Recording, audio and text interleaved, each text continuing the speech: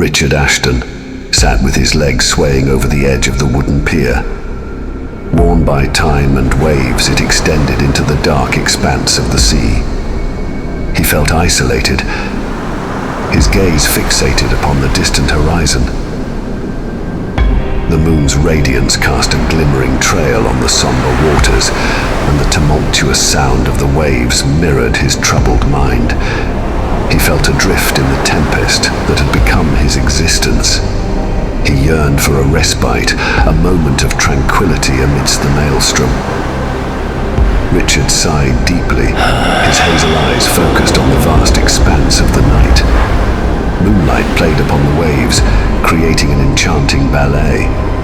It was as though the night itself orchestrated a symphony, briefly connecting him to the mysteries hidden within his soul.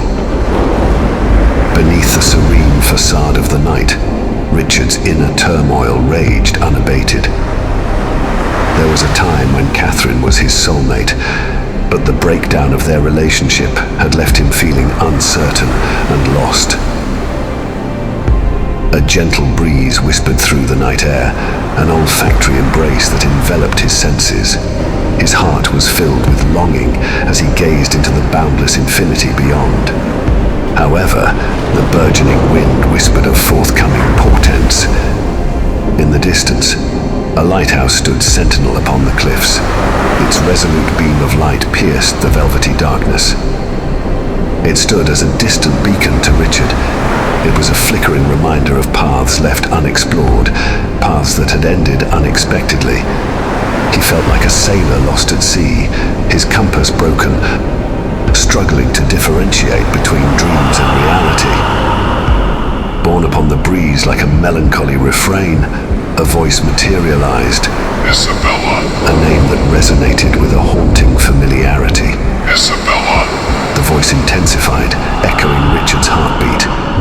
The undulating sea mirrored its cadence, Isabella. rising and falling in a celestial dance. An irresistible pull tugged at Richard's core, drawing him ever closer to the elusive wellspring of its origin. Richard fervently scoured the vacant pier, seeking the intangible source of the haunting call. Isabella. His vision extended only to the boundless expanse of the sea, an immeasurable canvas upon which the night's mysteries danced. The darkness embraced him, a shroud of anticipation and uncertainty. It was as if the very night held secrets that were waiting to become unfurled. Richard was unaware of the indistinct entity that floated inexorably toward him, manifesting ominously in the periphery of his vision. It was an apparition, both alluring and sinister. He remained entranced by the otherworldly aria that serenaded his senses, blissfully unaware of the unearthly presence that edged ever closer. Isabella. The voice upon the wind entwined itself with Richard's consciousness. Isabella, the phantom embodiment of allure and endangerment, finally captured his undivided attention. With a haunting magnetism, her form coalesced before him, a swirling, ghostly vision that resisted definition. Her presence was disconcerting, yet simultaneously captivating. Isabella's form radiated an otherworldly luminescence. Her nakedness was cloaked in an unearthly glow. Skin, pale as moonlight, seemed to shimmer with a ghostly iridescence, an embodiment of spectral beauty. Despite her captivating magnetism, an undeniable sense of malice emanated from her, sending shivers down his spine. Driven by an impulse beyond reason, Richard extended his hand towards Isabella. His fingers reached outward to graze her frost-kissed form. In that fleeting touch, a shock of frigid chill coursed through his veins, a sensation that echoed the icy depths of the sea itself. Her very essence seemed intertwined with the malicious sway that churned tempestuously beneath the surface. As Richard's heart quickened, an urgent desire to rescue her from the sea's grasp propelled him into action. His efforts proved futile. His strength was dwarfed by her immeasurable force. Isabella's eyes, once sealed in a haunting trance, abruptly flung open. Twin pools of abyssal darkness locked onto him and pierced into his very soul. With a surge of supernatural might, she overpowered him, her grip unyielding. Richard succumbed to the icy depths as she dragged him under the waves, his screams swallowed by its all-encompassing embrace. Abruptly, the nightmare's grip loosened, and Richard's eyes flew open.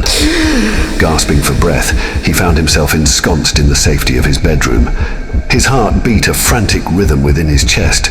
Beads of sweat clung to his skin, a testament to the intensity of the nightmare that had ensnared him. As he rose from bed, Richard ventured to meet his reflection in the mirror. He encountered a visage that was etched with the remnants of fear and trepidation.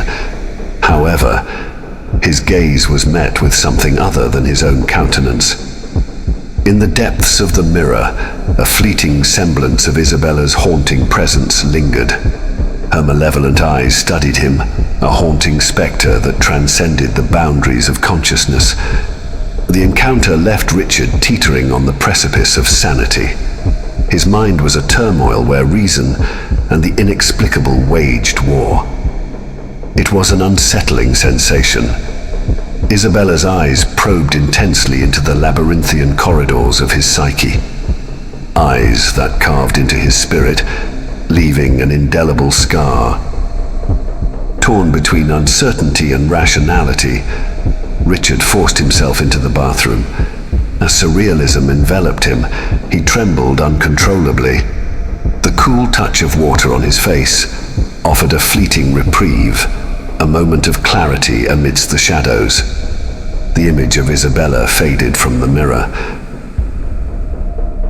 As Richard returned to bed, the night held the promise of further enigmas. Fatigue eventually consumed him, pulling him into the contorted realms of sleep.